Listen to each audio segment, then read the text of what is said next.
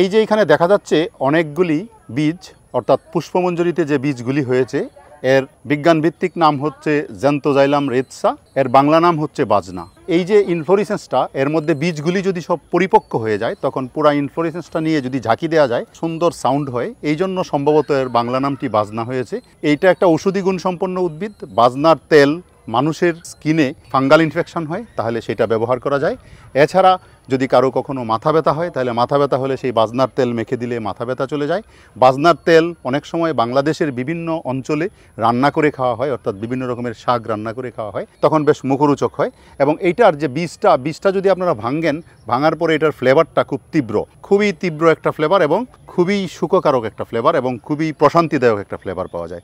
বাজনা আমাদের দেশের বিপন্নপ্রায় উদ্ভিদ। আপনারা চাইলে দেশের বিভিন্ন জায়গা থেকে এই উদ্ভিদটিকে প্রপাগেশন করে এর আধিক্য বাড়িয়ে দিয়ে এটাকে টিকিয়ে রাখতে পারেন।